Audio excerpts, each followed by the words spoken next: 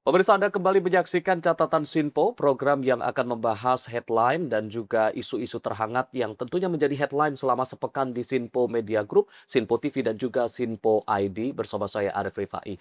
Di segmen pertama ini pemirsa kita masih akan membahas headline, ini juga hampir sama dengan headline di minggu lalu terkait dengan gelaran Piala Dunia 2026, di mana perjalanan Piala Dunia 2026 ini semakin memanas jelang babak-babak krusial.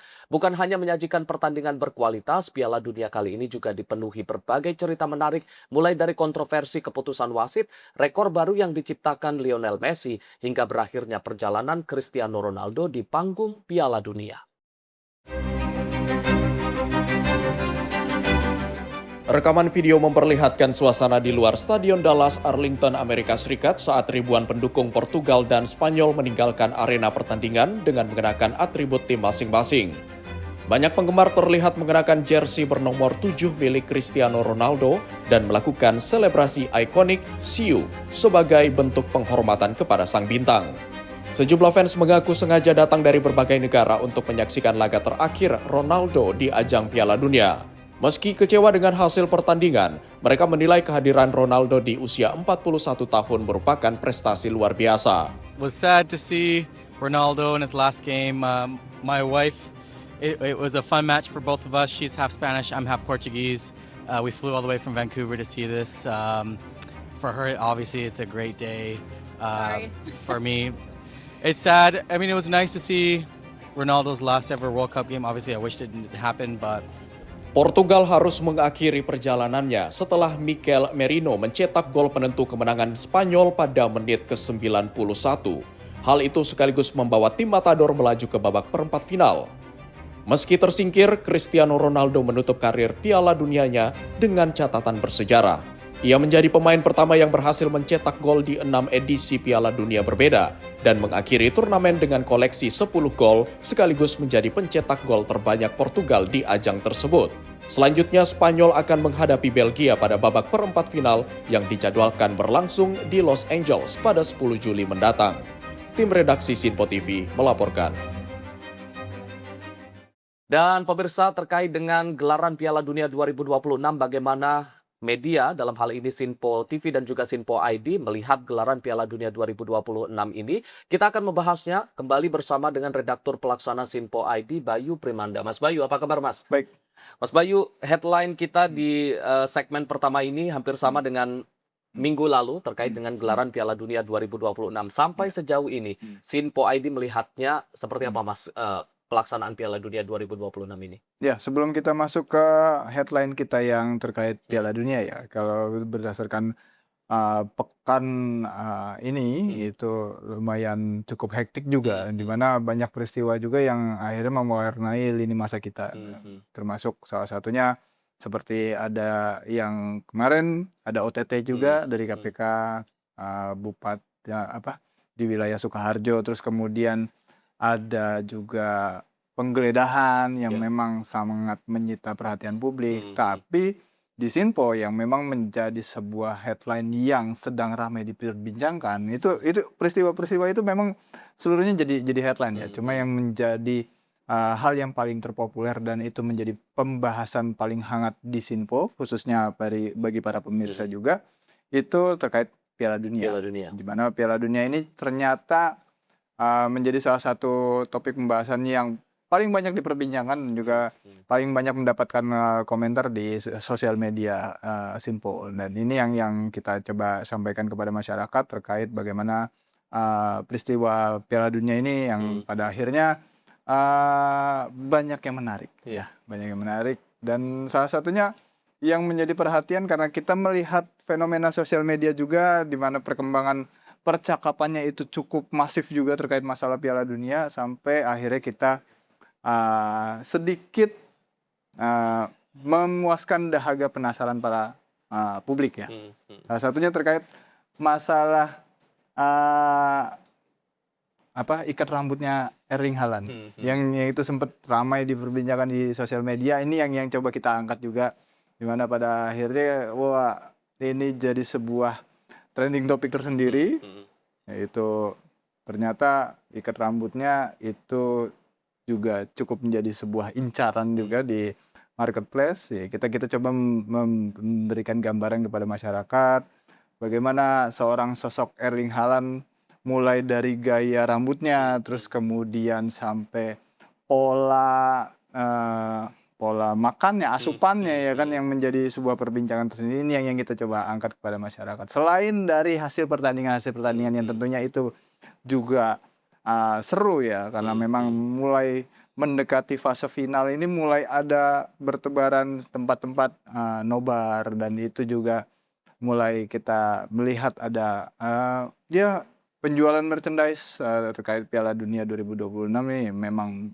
mulai ramai, dan itu yang kita coba sampaikan kepada masyarakat. Kita pilah-pilah pemberitaannya ya. Ya itu yang sejauh ini sudah kita lakukan seperti itu. Mas Bayu, terkait dengan pemberitaan terkait dengan Erling Haaland ini kan, kalau kita berbicara terkait Erling Haaland ini kan menjadi salah satu bintang yang cukup bersinar terutama di gelaran Piala Dunia 2026. Selain memang tadi dari tingkah lakunya, dari pola hidupnya, ini kan dia ini merupakan keturunan dari atlet sepak bola juga yang waktu itu ayahnya juga membela Norwegia. Namun kali ini dia berhasil menampilkan penampilan permainan yang luar biasa hingga kemarin harus memulangkan Brazil. Dan kali ini berhasil melaju ke 16 dan juga perempat final. Dan melihat bagaimana penampilan Erling Haaland, sekarang kita juga melihat bagaimana penampilan dari Norwegia ya selama 28 tahun terakhir yang belum memberikan penampilan yang baik, namun sekali ini di era Erling Haaland akhirnya memberikan sejarah baru nih. Ya ini sebuah prestasi yang bisa sangat-sangat membanggakan masyarakat Norwegia ya khususnya. Karena memang pada akhirnya mereka bisa melaju sampai sejauh ini. Dan itu nggak lepas dari sosok seorang Erling Haaland yang dalam tanda kutip memang dia ini menjadi sebuah tumpuan untuk rekan satu timnya untuk kemudian bisa menyuplai bola biar terjadi sebuah gol. Nah ini yang menjadi menarik adalah bagaimana tim-tim yang akhirnya bertemu Norwegia mau nggak mau juga harus mawas diri juga ya kan. Makanya ini menjadi sebuah perbincangan tersendiri, dan kita coba angkat dari sisi bagaimana seorang Erling Haaland bisa menjadi dalam tanda kutip ini superstar di Piala Dunia 2026 kali ini. Ini yang juga menjadi perhatian. Tapi selain Haaland juga ada beberapa sosok lainnya di mana seperti contohnya Mbappe, terus juga Lionel Messi yang memang ya masing-masing memiliki kans untuk dapat perhatian juga dari publik. Itu yang juga kita sampaikan kepada publik, bagaimana fenomena-fenomena yang terjadi di lapangan maupun yang di luar lapangan, termasuk salah satunya ada beberapa fans yang mengenakan kostum-kostum yang unik untuk mendapatkan perhatian dari pemain idolanya. Ini yang kita coba rangkum juga. Nah ini yang kita coba berikan kepada publik seperti itu. Tadi kalau kita berbicara terkait dengan bintang-bintang yang bersinar di Piala Dunia 2026, tadi Mbappe yang sukses membawa Prancis lolos ke semifinal. Ini bagaimana melihat permainan Mbappe sampai sejauh ini, Mas? Ya, yang ramai itu kan kalau kita melihat dari sisi bagaimana proses permainan tim Prancis sendiri, itu ya mungkin dalam pembahasannya ya kita menyampaikan kepada masyarakat bahwasanya ada masalah prosesi terjadinya gol itu yang kita coba ulas sendiri. Nah terus kemudian di luar itu di mana lini sosial media itu juga jadi percakapan sendiri terkait masalah Mbappe ya. Dan itu disebut sebagai seorang diktator dan sebagainya. Ini yang jadi sebuah kata kunci di Google Trend yang kemudian jadi sebuah pembahasan tersendiri di lini publik. Ini yang kita coba ulas lagi, di mana sosok Mbappe terlihat seperti seorang yang punya karismatik sampai bisa menyuruh wasit untuk memberikan ban kapten, dititip ke rekan setimnya ketika dia ditarik keluar oleh pelatih. Ini yang jadi sebuah hal-hal unik yang kemudian kita ulas, dan itu jadi ramai perbincangan publik seperti itu. Kalau kita berbicara terkait dengan bintang-bintang Piala Dunia 2026, sayangnya ini juga menjadi ajang terakhir dari Cristiano Ronaldo yang kemarin harus pulang ketika kalah melawan Spanyol. Kalau melihat bagaimana penampilan dari seorang Cristiano Ronaldo di Piala Dunia 2026 yang ini menjadi Piala Dunia terakhir sekaligus kemarin dia juga sempat memberikan statement bahwa usai Piala Dunia ini akan pensiun dari timnas Portugal. Ya, kalau kita lihat kita coba kalau khusus untuk Ronaldo ya, kita buat sebuah pemberitaan khusus bagaimana kiprah seorang Cristiano Ronaldo yang memang sudah berkarir sekitar 20 tahunan dalam dunia sepak bola, terus kemudian dia berkiprah mulai dari level junior terus kemudian masuk ke tim profesional. Ini yang kita ulas sendiri ya, karena memang sosok Ronaldo ini bukanlah sosok yang memang seorang pemain biasa ya, karena memang banyak legacy yang dia tinggalkan untuk dunia sepak bola, dan legacy itulah yang akhirnya kita coba combine dengan bagaimana kehidupan dia di lapangan maupun di luar lapangan, yang ini juga nggak luput dari perhatian publik juga, apalagi Ronaldo juga punya beberapa lini bisnis juga yang sangat-sangat menjanjikan juga, karena dia bukan hanya sekedar seorang pemain bola tapi juga punya kiprah dalam hal modeling juga ya kan. Ini yang kita coba ulas tersendiri ya. Kita coba kompilasikan juga, karena bukan hanya Ronaldo saja, kan ada beberapa tokoh-tokoh lain dalam dunia sepak bola yang kemudian kita bukan kita compare, maksudnya kita sandingkan untuk kemudian bagaimana sosok tersebut memberikan pengaruh dalam dunia sepak bola, khususnya di kancah Piala Dunia seperti itu. Itu yang ingin kita sajikan kepada publik. Ini sedikit berbeda mungkin dengan bagaimana perjalanan dari Cristiano Ronaldo yang harus terhenti di babak 16 besar. Sementara ini bisa dikatakan ini rival abadi Cristiano Ronaldo yang menjadi rival sletingnya juga Lionel Messi yang berhasil melaju sampai ke perempat final. Dan kalau melihat bagaimana penampilan dari Lionel Messi di Piala Dunia 2026 ini, Mas. Iya, mungkin kita bisa katakan ini adalah salah satu penampilan terbaik ya, karena memang beberapa kali seorang Messi itu menjadi sebuah tumpuan buat timnya sendiri untuk memecah kebuntuan. Meskipun ada beberapa hal yang bisa dikatakan miss ketika dia melakukan eksekusi penalti dan itu tidak berhasil dieksekusi dengan baik, tapi terlepas dari itu Messi tetap menjadi sebuah sosok sentral untuk kemudian menyatukan bagaimana tim Argentina untuk bisa kemudian melaju lebih jauh lagi di Piala Dunia 2026 ini. Nah, ini yang memang jadi sebuah perbincangan tersendiri dalam dunia sosial media, dan juga ada beberapa meme yang cukup menarik juga terkait Messi, di mana Messi ada momen ketika Messi harus berpisah dengan sosok Ronaldo. Ini yang jadi sebuah pemberitaan juga buat kita untuk kemudian kita sampaikan kepada publik. Di ranah sosial media, dua nama tersebut memang tidak bisa dipisahkan, karena memang mereka memiliki masing-masing fans yang cukup garis keras juga untuk kemudian mereka saling membela idolanya. Itu sebuah fenomena yang wajar, di mana memang dua nama ini selalu disandingkan, tapi kita pun juga mengkompilasikan bagaimana kiprah keduanya dalam dunia sepak bola, dan khususnya Ronaldo, kita sajikan terkait legacy dia selama berkiprah dalam dunia sepak bola seperti itu. Namun mungkin dari perjalanan Messi ataupun Argentina di Piala Dunia 2026, penampilan kemarin ketika menghadapi Mesir ini menjadi yang paling disorot. Karena sempat tertinggal 2-0, namun kemudian secara dramatis bisa bangkit dan akhirnya unggul 3-2 dan akhirnya lolos ke 8 besar. Melihat penampilan ini, Mas. Iya, ini bisa dikatakan ini mentalnya ya, yang karena memang 2-0 itu bukan skor yang kecil dalam sebuah pertandingan. Ketika tertinggal 2-0 tapi mental juara tim Argentina yang memang sudah memiliki mental juara, ya akhirnya bisa membalikan keadaan. Meskipun di balik itu ada beberapa hal yang menjadi sebuah kontroversi terkait masalah VAR dan sebagainya, dan ya kami sebagai media pun juga memberitakan hal tersebut, ya kan, sesuai dengan proporsinya.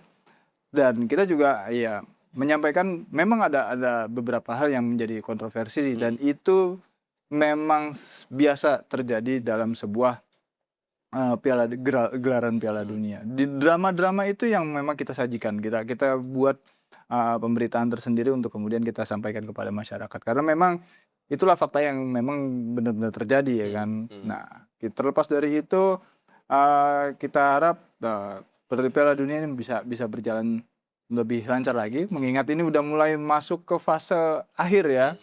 Mulai makin mendekati final, berarti kan akan banyak tantangan lagi, di mana ya tentunya persaingannya lebih ketat lagi. Ya kita harap ini bisa kemudian benar-benar berjalan dengan baik dan menghasilkan juara Piala Dunia yang memang diakuin kualitasnya seperti itu.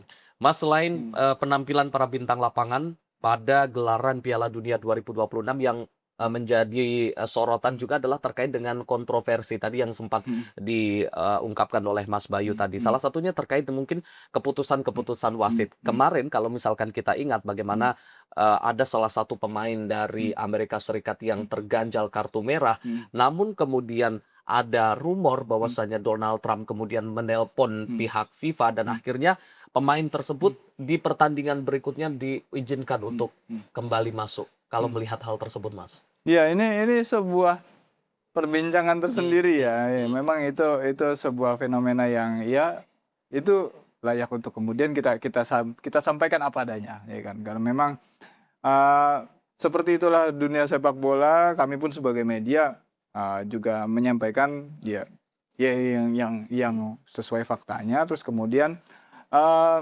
kita harus banyak melihat bagaimana pertandingan ini kemudian setidaknya bisa kita kritisin, ya kan. Kalaupun seandainya memang ada hal-hal yang tidak sesuai, kita juga minta pada para pengamat juga untuk kemudian memberikan pendapatnya terkait fenomena tersebut. Ya, kita harapkan ini bisa sampai lah ya kritik-kritik tersebut untuk kemudian menjadi sebuah masukan untuk membangun bagaimana iklim dunia sepak bola ini bisa lepas dari pengaruh politik. Karena memang sangat-sangat disayangkan bila memang sepak bola terpengaruh dengan suasana politik, khususnya yang memang menyangkut hal-hal yang sangat krusial. Karena memang kartu merah terus kemudian dianulir hanya karena dengan kedekatan emosional antara pelaksana, ini ya kurang etis juga gitu.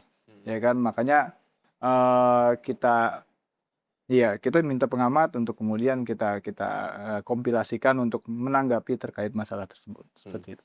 Baik, Mas Bayu, terima kasih, Mas. Ini tadi terkait dengan pembahasan untuk headline yang pertama kita, isu yang menjadi berita terhangat di minggu ini terkait dengan gelaran Piala Dunia 2026. Kita bersama-sama masih akan menantikan kira-kira siapakah yang akan keluar sebagai juara Piala Dunia 2026. Dan pemirsa, kita masih akan kembali lagi dengan headline lainnya, dengan isu-isu lainnya yang menjadi pembahasan terhangat di Sinpo ID dan juga Sinpo TV. Tetaplah bersama kami di Catatan Sinpo.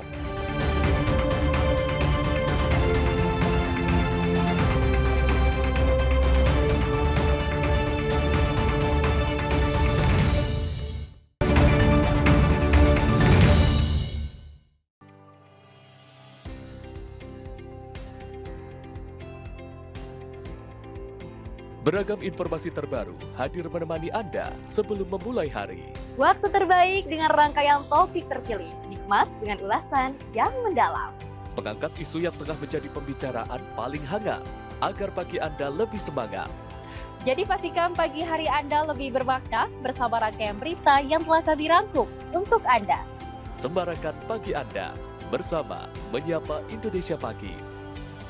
Setiap Senin hingga Jumat pukul 5 pagi. Hanya di Sinpo TV.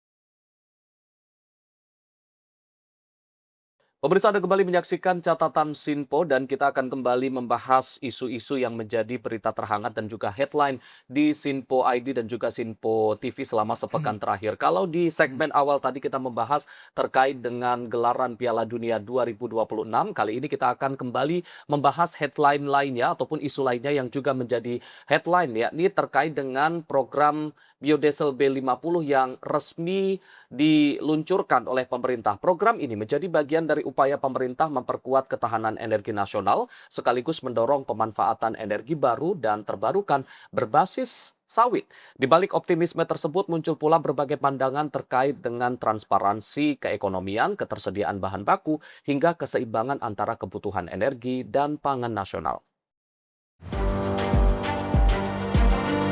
Indonesia resmi menjadi negara pertama di dunia yang mengimplementasikan mandatori biodiesel B50 mulai Juli 2026. Program ini menjadi langkah strategis pemerintah untuk memperkuat ketahanan energi nasional dengan meningkatkan pemanfaatan energi berbasis sumber daya domestik dan mengurangi ketergantungan terhadap impor solar. Pelaksanaan program B50 didukung regulasi yang telah disiapkan pemerintah, yakni Permen ESDM nomor 4 tahun 2025 dan Kepmen ESDM yang mewajibkan pencampuran biodiesel sebesar 50% pada seluruh jenis minyak solar. Pemerintah juga memastikan kesiapan implementasi menuju pengujian komprehensif di 6 sektor pengguna mesin diesel, mulai dari otomotif, alat berat, pertanian, angkutan laut, pembangkit listrik hingga perkereta apian. Hasil sementara menunjukkan B50 aman digunakan serta memenuhi aspek kinerja dan kompatibilitas. Selain memperkuat kemandirian energi, implementasi B50 diproyeksikan mampu menghemat devisa sekitar 170 triliun rupiah pada 2026, meningkat dari 133,3 triliun rupiah pada 2025 saat penerapan B40. Program ini juga diproyeksikan meningkatkan nilai tambah CPO menjadi 23,49 triliun rupiah, menyerap hingga 2,1 juta tenaga kerja, serta menurunkan emisi gas rumah kaca sekitar 44,46 juta ton CO2 sebagai bagian dari upaya mendukung transisi energi dan dekarbonisasi nasional. Dalam masa transisi, pemerintah memberikan waktu hingga 30 September 2026 bagi Badan Usaha BBM untuk menghabiskan stok biodiesel dengan spesifikasi pencampuran B40 sebelum penerapan penuh B50. Tim redaksi Sinpo TV melaporkan.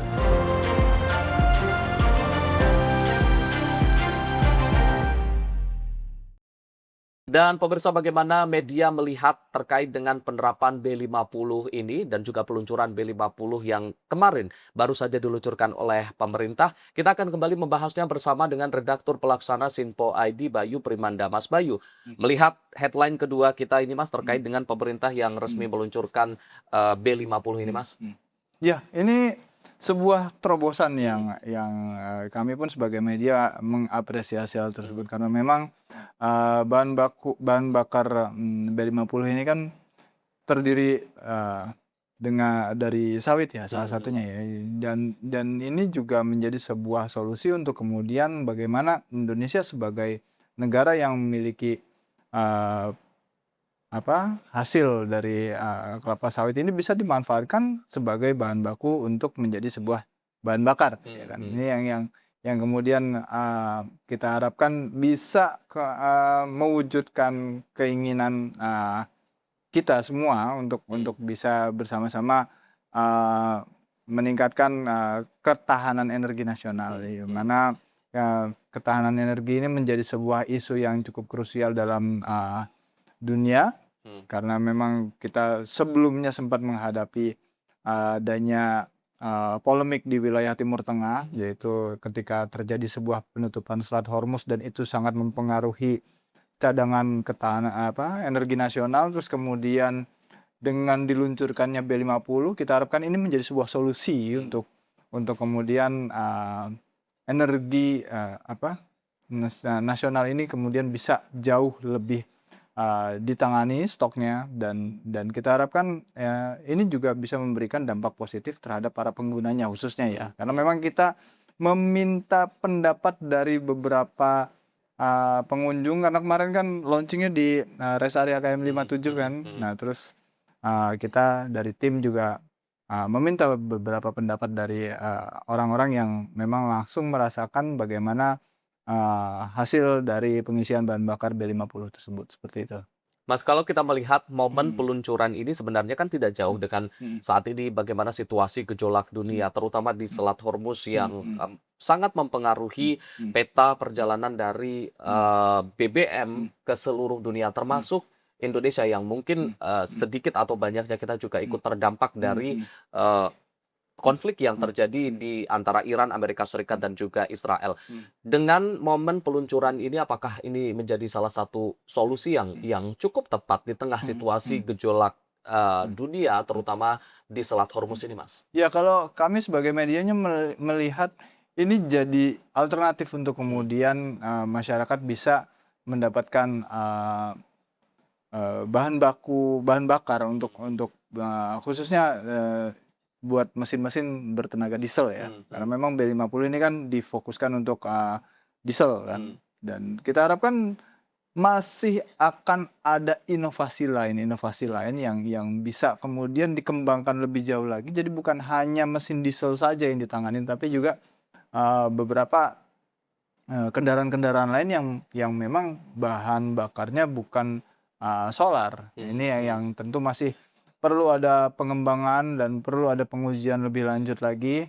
Ini yang kita harap bisa kemudian pemerintah bisa segera carikan solusinya, karena memang pengguna kendaraan dengan bahan bakar selain diesel kan juga masih cukup tinggi juga di Indonesia. Makanya bagaimana nanti akankah ada inovasi baru, ini yang tentu akan sangat-sangat kita nantikan seperti itu.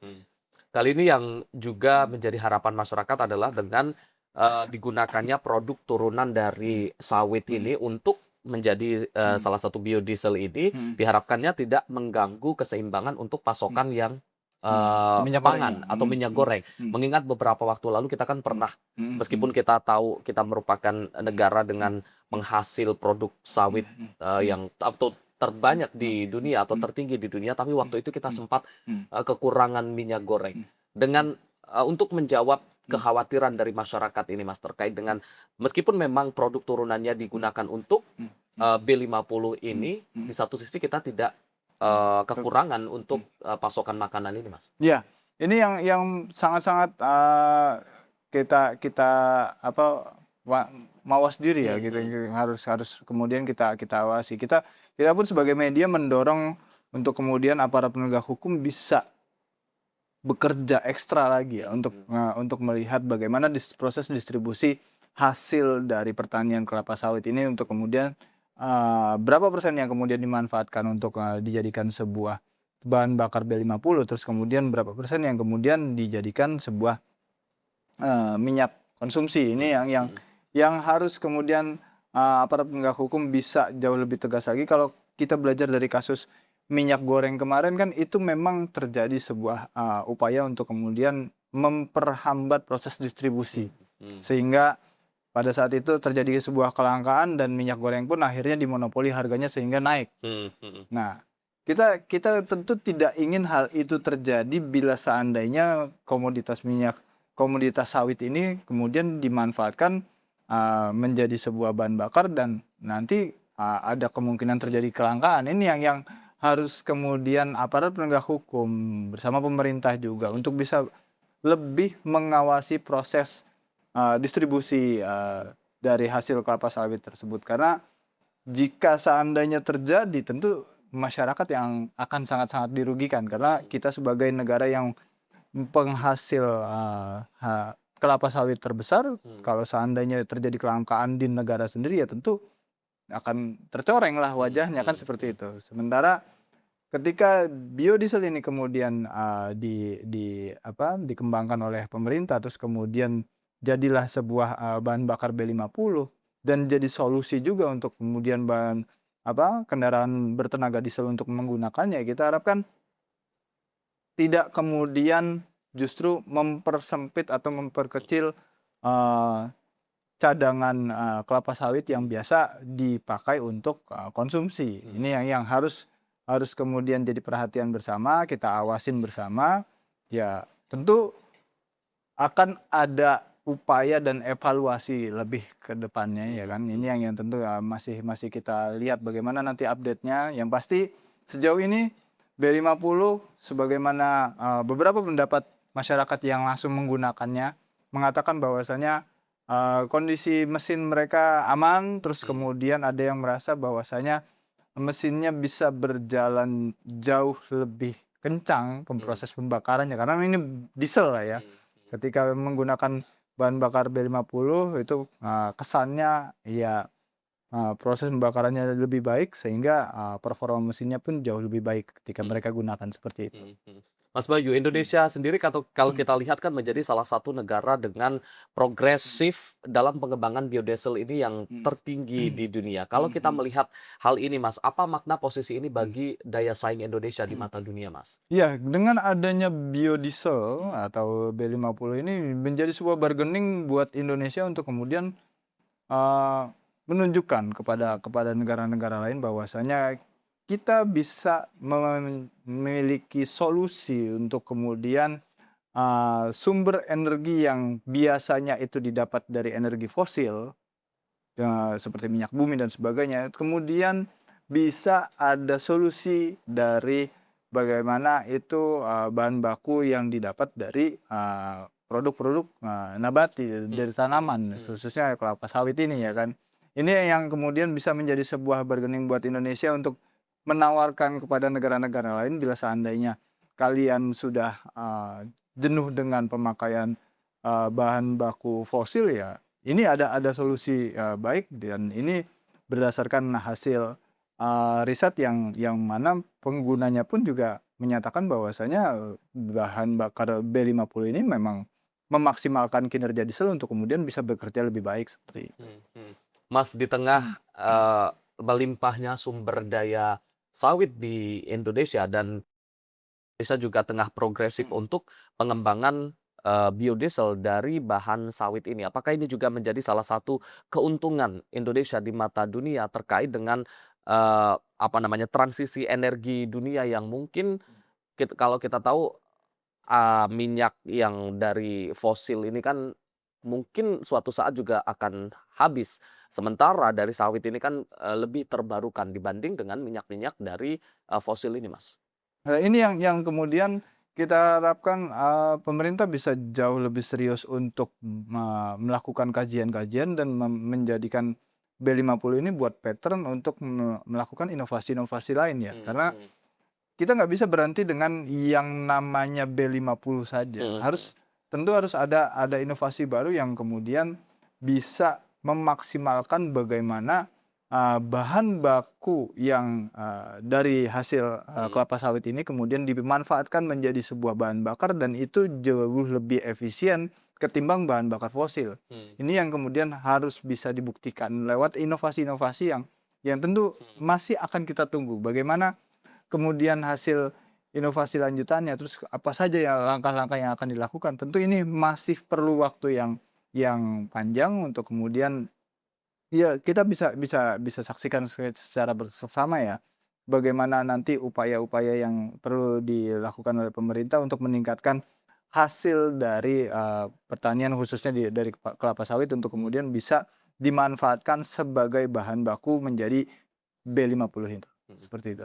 Kalau kita melihat juga bagaimana pandangan dari masyarakat terkait dengan peluncuran B50 dan juga implementasi B50 sendiri, Sinpo ID sendiri sudah pernah ataupun memberikan bertanya kepada masyarakat langsung terkait dengan respon dari masyarakat terkait peluncuran ini seperti apa, Mas? Ya, kalau dari hasil percakapan kita dengan beberapa masyarakat yang pada saat itu ada di KM 57 ya. Mereka menyatakan bahwasanya B50 ini sebagai sebuah alternatif bahan bakar yang baru dan mereka mengatakan itu aman. Ya kan? Ini yang tentu masih kita bisa kaji lagi bagaimana proses perjalanan karena ini kan baru didistribusikan kemarin. Ya kan? Tentu akan kita lihat lagi bagaimana 1 bulan ke depan, 3 bulan ke depan, terus periodik proses perbaikan kendaraan atau enggak proses perawatan kendaraan per 6 bulan sekali, apakah akan terjadi impact yang negatif dari hasil penggunaan tersebut, ini yang tentu akan kita coba lihat lebih jauh lagi. Dan kita juga meminta pendapat kepada para pakar-pakar otomotif untuk kemudian memberikan kesan-kesannya terkait B50 juga. Karena memang sebelumnya B50 sempat ramai dibicarakan dan di sosial media juga ramai untuk diperbincangkan juga, mengingat B50 ini turunan kelapa sawit ya kan, berarti sebuah energi yang dalam tanda kutip terbarukan lah. Jika seandainya itu dari hasil nabati kan berarti kan tidak lagi bergantung pada hasil pertambangan minyak lagi kan. Nah ini yang kemudian jadi sebuah solusi. Apakah nanti ke depannya ini akan terus bisa sustain, karena memang mengingat produksinya juga tentu harus lebih banyak lagi ya kan.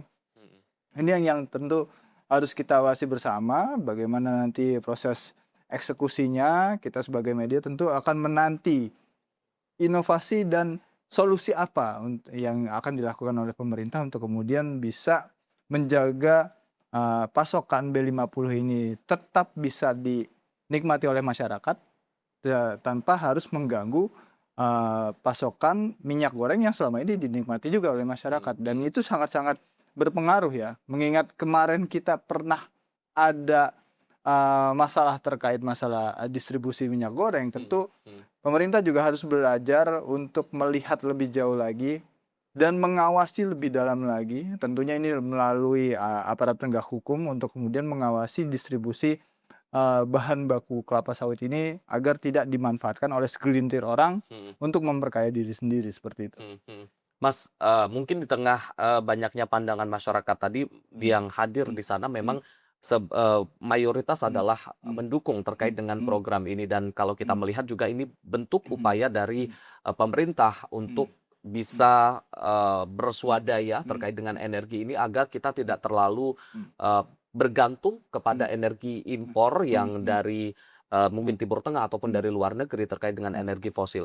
Namun kalau misalkan melihat adanya pro kontra di tengah masyarakat terkait dengan penerapan B50 ini, posisi media atau posisi Sinpo TV sendiri untuk memberikan berita-berita yang berimbang itu seperti apa, Mas? Ya, tentunya begini. Kita melihat bagaimana proses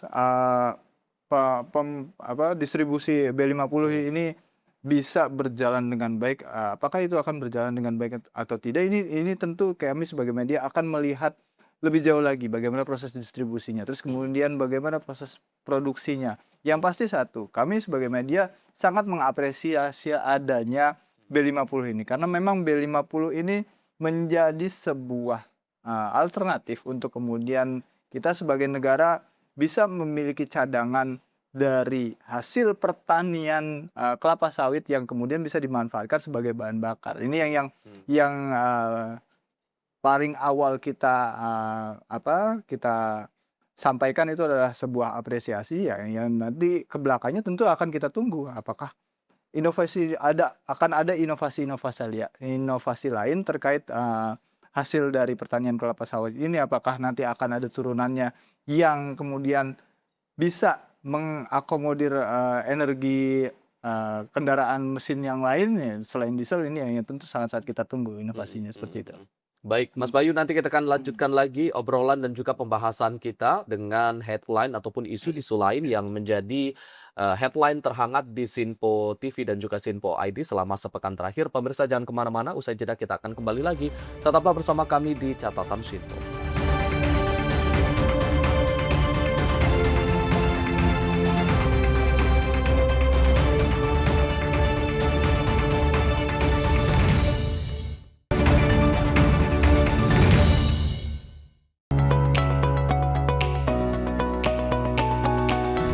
Kami hadir menyapa malam Anda dengan sajian yang menarik dan ulasan yang mendalam sepanjang hari.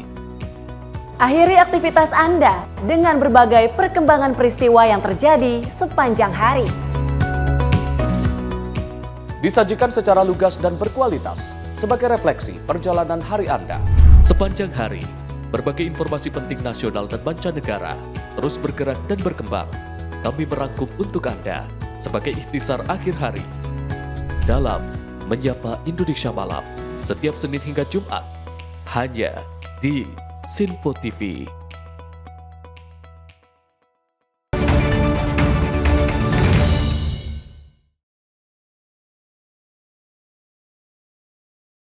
Pemirsa, Anda kembali menyaksikan catatan Sinpo dan di segmen terakhir ini kita juga akan membahas isu yang menjadi perhatian publik dalam sepekan terakhir, yakni gugurnya 3 anggota Polri saat menjalankan operasi penindakan terhadap jaringan narkoba di Kabupaten Katingan, Kalimantan Tengah.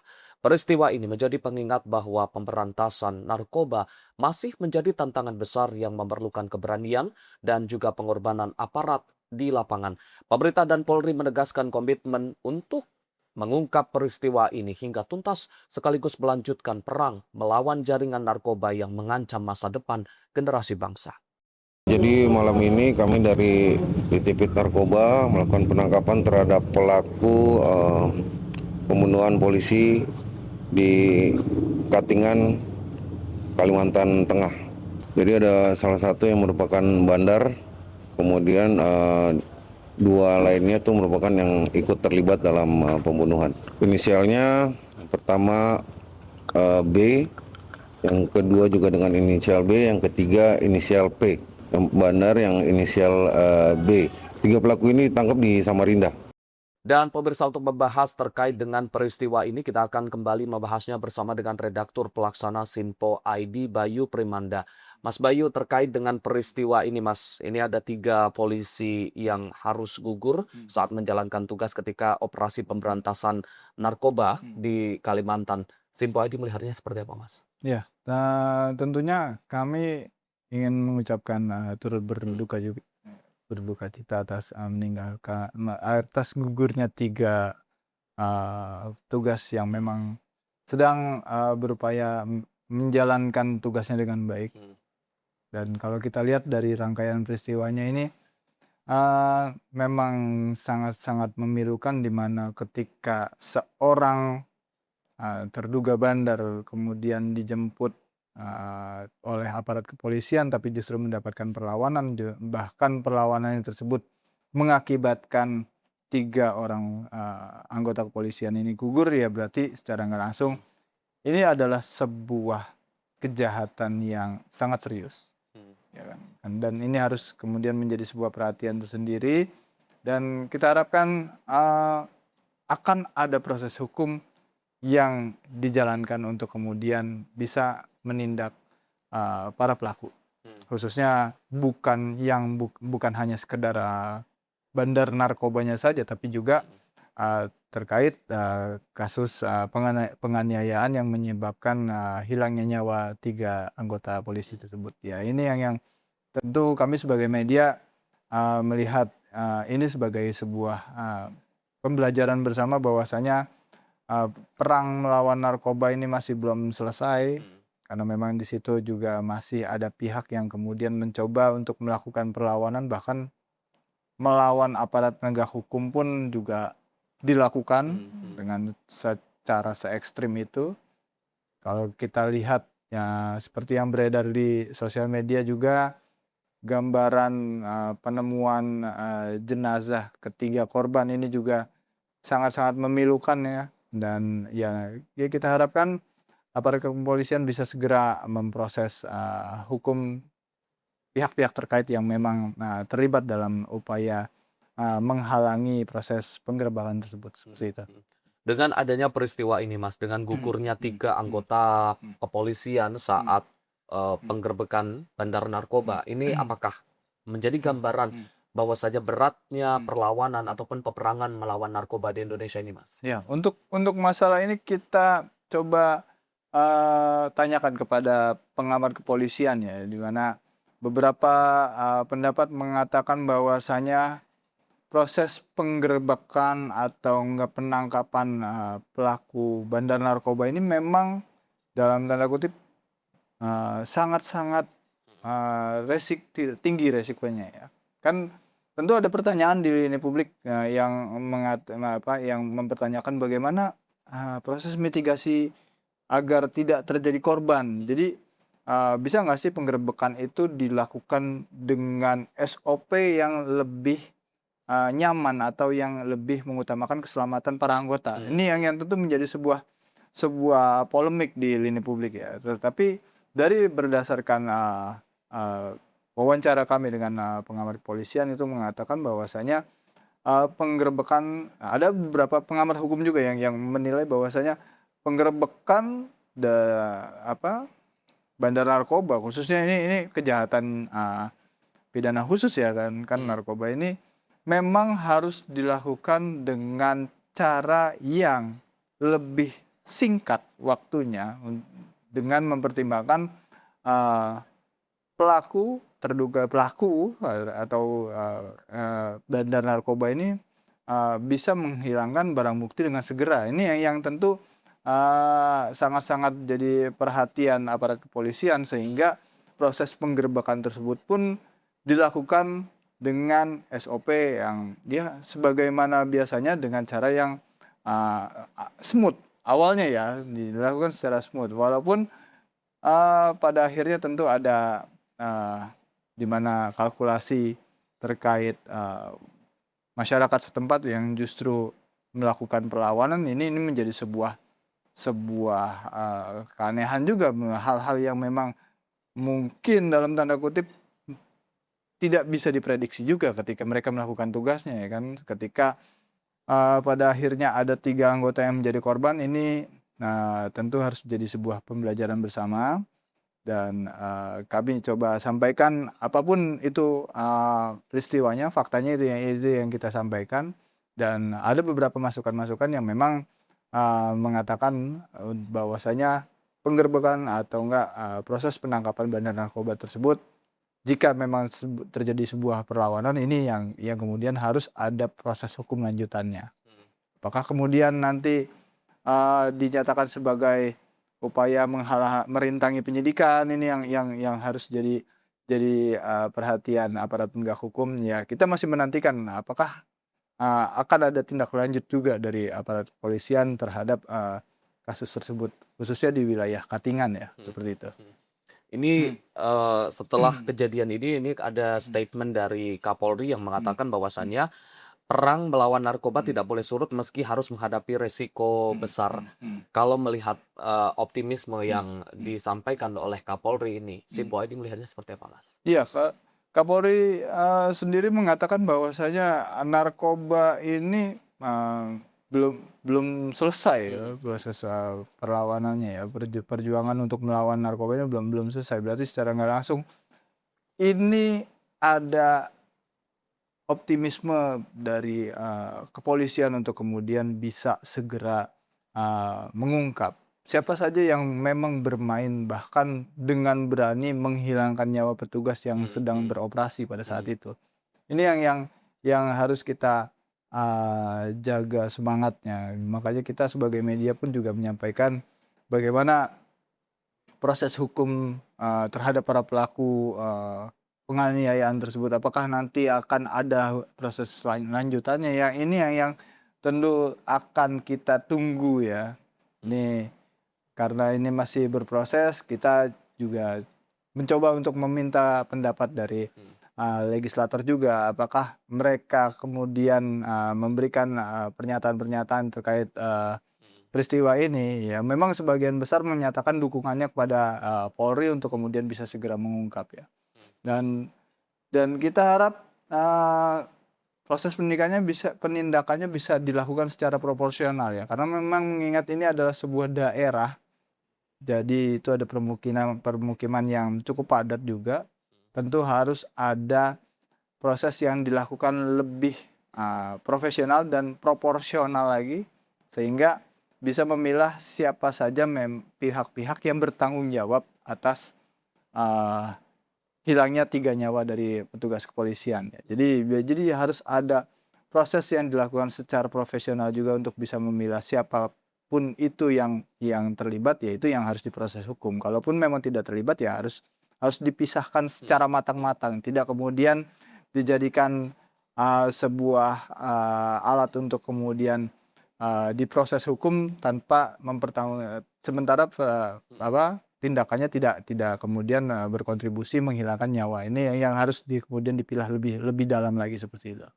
Mas Bayu, dari Polri sendiri kan saat ini tengah membentuk tim gabungan untuk benar-benar mengusut kasus ini bukan hanya terkait dengan narkobanya, tapi Hmm. terkait dengan 3 polisi yang Hmm. gugur itu tadi. Hmm. Seberapa penting pengusutan kasus ini sampai ke akarnya, terutama Hmm. mungkin dalam hal mengembalikan kepercayaan publik ini, Mas?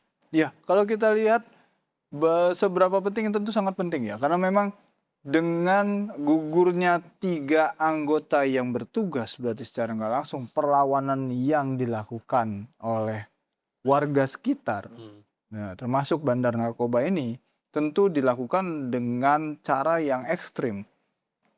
Mengingat 3 sosok petugas aparat kepolisian ini kemudian meregang nyawa, berarti secara nggak langsung ini kan perlawanannya sangat keras. Kalau kita lihat dari kronologinya juga, ada beberapa orang yang dari keluarga justru membela anggotanya yang memang saat itu ingin diciduk aparat kepolisian, terus kemudian meneriakan aparat tersebut dengan kata-kata rampok dan sebagainya, padahal sudah ditunjukkan bukti bahwasanya mereka dari aparat kepolisian, tapi kemudian mendapatkan perlawanan. Ini yang kemudian perlawanan ini terjadi sangat sengit dan sehingga mau nggak mau justru ditarik mundur kan pasukannya pada saat itu. Kalau berdasarkan rekaman yang video yang beredar itu, kalau kita lihat ya bahkan aparat kepolisian pun sampai ada yang melarikan diri dari lokasi tersebut, ditarik mundur karena memang kondisinya sangat-sangat tidak kondusif pada saat itu. Ini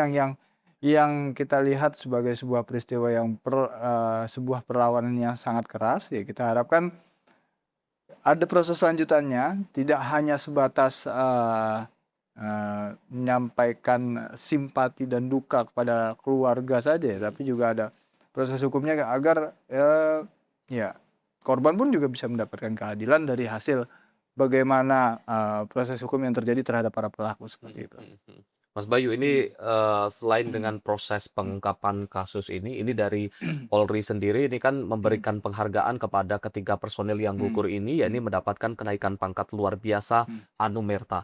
Kalau dari Sinpo ID sendiri melihatnya seperti apa, Mas? Makna penghargaan ini bagi institusi Polri dan juga terlebih bagi keluarga yang ditinggalkan, Mas? Iya.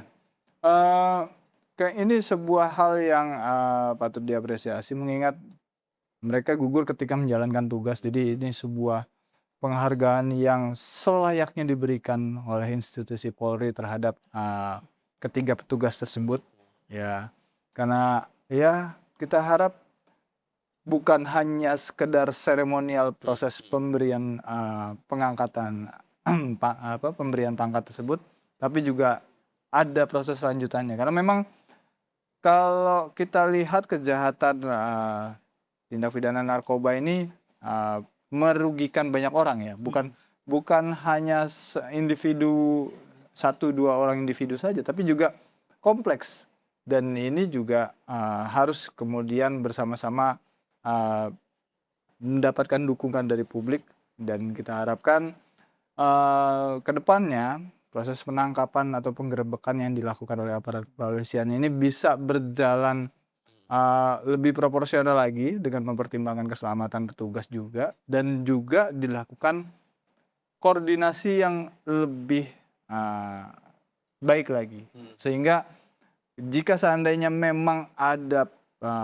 dampak atau enggak kemungkinan untuk terjadinya sebuah perlawanan, maka akan ada upaya untuk menambah personil dalam proses penggerebekan tersebut. Jadi bukan kemudian, ya memang kalau kita lihat sih kondisinya di Katingan pada saat itu sangat-sangat tidak kondusif ya kan, karena yang melakukan perlawanan cukup banyak, sementara penangkapannya fokus terhadap salah satu sosok yang ada di wilayah tersebut.